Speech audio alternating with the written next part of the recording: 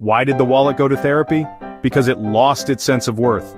Are you afraid you'll never have extra cash? Sell the stuff you don't use on Facebook Marketplace. It's easier than you think.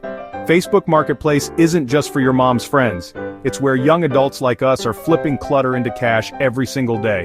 Here's how to get started. No experience needed. First, snap some clear, bright photos of whatever you want to sell. You don't need a fancy camera. Your phone works just fine. Next, write a short, honest description. Keep it real. Mention scratches, the brand, and why you're selling.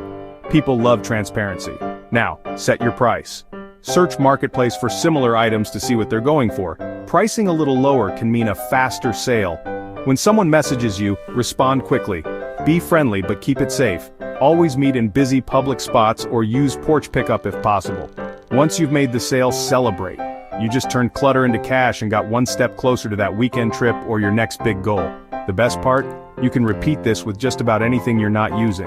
Clothes, gadgets, books, you name it. So what's hiding in your closet?